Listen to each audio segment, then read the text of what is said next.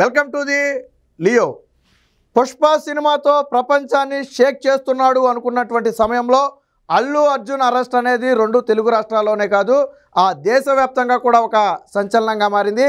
వాస్తవానికి నిన్న అల్లు అర్జున్ని అరెస్ట్ చేయడం, నాంపల్లి కోర్టు ఆల్రెడీ 14 రోజులు రిమాండ్ విధిస్తే జైలుకు తరలించడం, ఆ తర్వాత హైకోర్టుకు వెళితే హైకోర్టు 4 వారాల పాటు మధ్యంతర బెయిల్ అయితే ఇచ్చింది. విచిత్రం ఏంటంటే ఈ మధ్యంతర బెయిల్ ఉత్తర్వులు జైలుకు అందడానికి సమయం రాత్రి 10:30 దాటిపోయిన నేపథ్యంలో ఈరోజు ఉదయం విడుదల చేస్తామని చెప్పారు. ఈరోజు ఉదయం 8-9 గంటల మధ్యలో అయితే అల్లు అర్జున్ అయితే విడుదల చేయడం జరిగింది. సో ఇప్పుడు వాస్తవానికి హీరోల మీద లేకపోతే ఫిలిం ఇండస్ట్రీ చెందిన వాళ్ళ మీద అడపదడప వివిధ సందర్భాల్లో కేసులు అనేవి సాధారణంగా జరిగేవే. అయితే అరెస్టుల దాకా వెళ్ళటం అనేది ఇప్పుడు ఒక చర్చనీయాంశంగా మారింది. పైగా ఇది పొలిటికల్ హీట్ను కూడా పెంచింది. ముఖ్యంగా తెలంగాణలో ఏదైతే రేవంత్ రెడ్డి సర్కారు ఉందో అల్లు అర్జున్ని అరెస్టు చేసిన నేపథ్యంలో ఒక రకంగా అక్కడ పొలిటికల్ హీట్ కూడా పెరిగింది.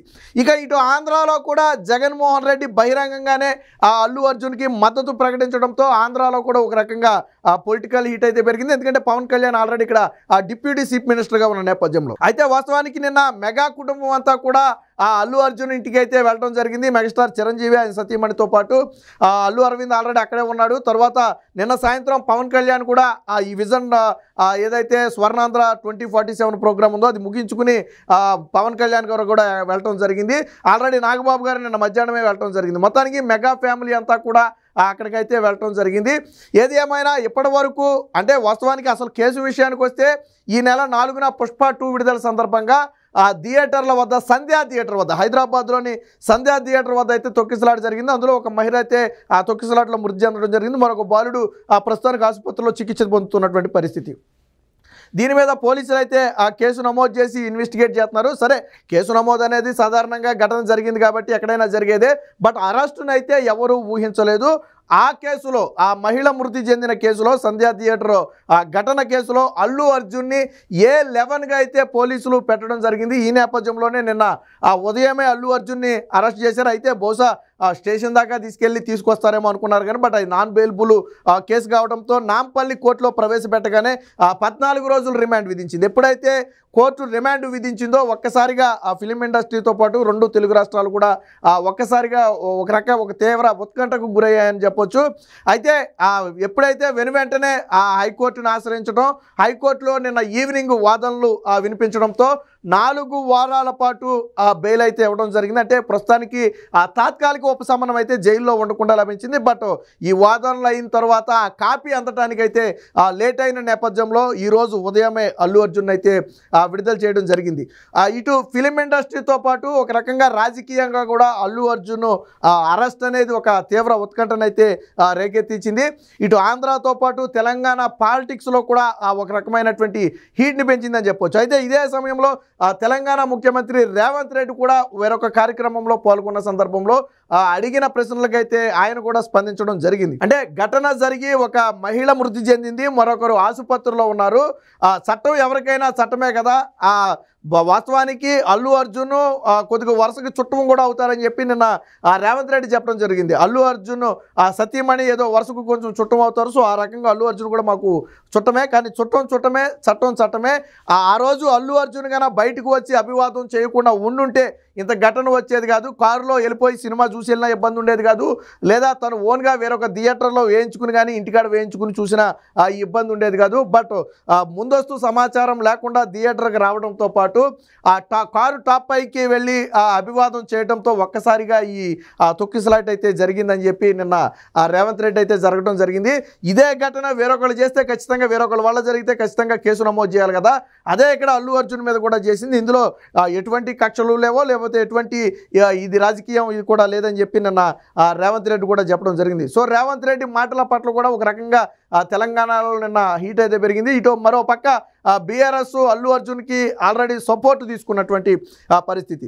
మరో పక్క చట్టం ప్రకారమే శిక్షించాను తప్ప ఇందులో ఎటువంటి కోణం లేదు. ఇదే అంటే వాస్తవానికి కాంగ్రెస్ నేతలు చెప్పేది కానివ్వండి, రేవంత్ రెడ్డి చెప్పేది కానివ్వండి, ఇప్పుడు అల్లు అర్జున్ స్థానంలో వేరొక వ్యక్తి ఎవరైనా ఉండి అలా జరుగుంటే ఆ వ్యక్తిని వదిలేమని ఎవరైనా కోరుకుంటారా?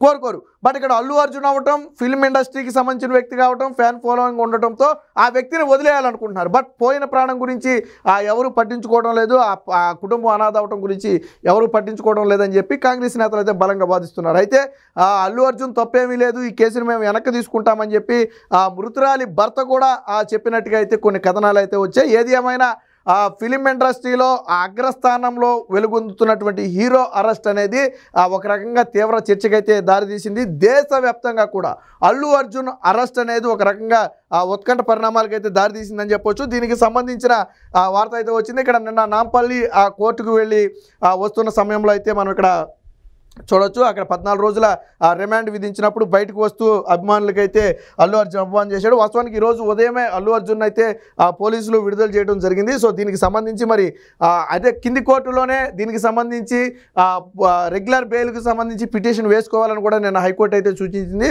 మరి దీని మీద ఏదైనా సుప్రీంకోర్టుకి వెళ్ళి క్వాష్ పిటిషన్ వేసి కొట్టేమని అడుగుతారా, లేదా కింది కోర్టులోనే దీన్ని ఫేస్ చేస్తారా అనేది ప్రస్తుతానికి తెలియదు. న్యాయ నిపుణులతో కూడా చర్చించే అవకాశం ఉందని తెలుస్తుంది. ఇక ఇంకో పక్క జగన్మోహన్ రెడ్డి పర్సనల్ లాయర్ అయినటువంటి నిరంజన్ రెడ్డి నిన్న అల్లు అర్జున్ తరపున వాదనలు వినిపించి ఆయన్ని విడిపించారని చెప్పి మరోపక్క వైసీపీ సోషల్ మీడియా కూడా గొప్పగా చెప్పుకుంటున్నటువంటి పరిస్థితి. సాధారణంగా ఏ ముఖ్యమంత్రి ఏ హీరోకి డైరెక్ట్గా ఎన్నిలోనూ ఒత్తాసు పలికే పరిస్థితి ఉండదు. బట్ నిన్న జగన్మోహన్ రెడ్డి డైరెక్ట్గా అల్లు అర్జున్కి అయితే మద్దతు పలకటం.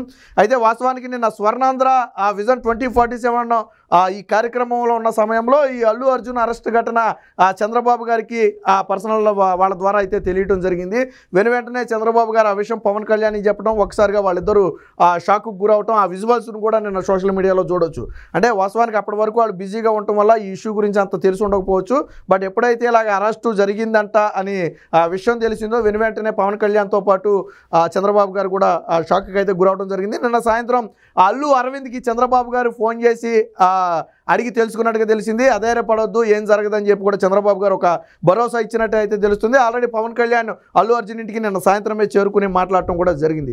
సో ఏది ఏమైనా మొత్తానికి 2 తెలుగు రాష్ట్రాల్లో ఒక రకంగా అల్లు అర్జున్ హీటు, ఆయన పొలిటికల్ నేత కాకపోయినప్పటికీ కూడా ఒక రకంగా పొలిటికల్ హీట్ని అయితే పెంచిందని చెప్పుకోవచ్చు. దీనికి సంబంధించిన వార్త కూడా వచ్చింది, ఒకసారి చూద్దాం. జైల్లో పుష్ప, బెయిల్ వచ్చిన అల్లు అర్జున్ విడుదల వాయిదా.